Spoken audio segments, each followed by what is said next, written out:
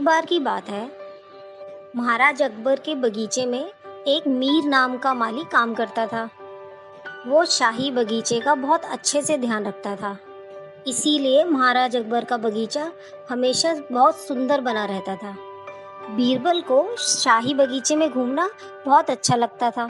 इसी वजह से बीरबल और मीर की अक्सर मुलाकात हो जाती थी और बीरबल मीर को पसंद भी करते थे, क्योंकि वो अपना काम बहुत ईमानदारी से करता था। एक दिन बीरबल जब बगीचे में घूमने गए तो देखा कि मीर माली एक कटहल के पेड़ के पास बैठा रो रहा था। बीरबल ने रोने का कारण पूछा तो मीर ने बताया कि उसने कटहल के पेड़ के नीचे एक मटका दबा रखा था, जिसमें उसने अपने 20 वर्षों की मेहनत की कमाई जमा कर रखी थी।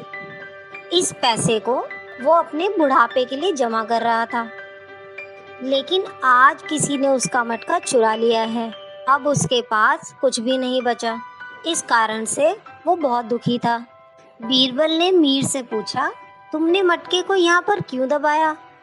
मीर बोला, मैं सारा दिन तो यही काम करता हूँ और यहाँ कोई आता भी नहीं है, तो मैंने सोचा इससे सुरक्षित जगह और कहाँ हो सकती है, इसीलिए मैंने यहाँ कटहल के पेड़ के नीचे दबा दिया। इस पर बीरबल ने कहा, जिसने भी तुम्हारा मटका चुराया है मैं उसे ढूंढ लूँगा, तुम चिंता ना करो। इसके बाद बीरबल सोच में पड़ गए कि कौन हो सकता है जिसने मीर का मटका चुराया हो। अगले दिन दरबार में बीरबल ने अकबर को मीर के मटके की चोरी की बात बताई। फिर बीरबल ने सभी दरबारियों से पूछा, क्या कोई 2-3 दिन के अंदर बीमार पड़ा था? तब एक दरबारी बोला, जी मैं बीमार हुआ था। तब बीरबल ने पूछा, क्या तकलीफ थी? तब उसने बोला, मेरे गले में दर्द था और मेरी बीवी ने मुझे काढ़ा बना के दिया और मेरा दर्द ठीक हो गया। तभी दूसरा दरबारी बोला, मैं भी बीमार था। तब बीरबल ने पूछा, आपको क्या शिकायत थी?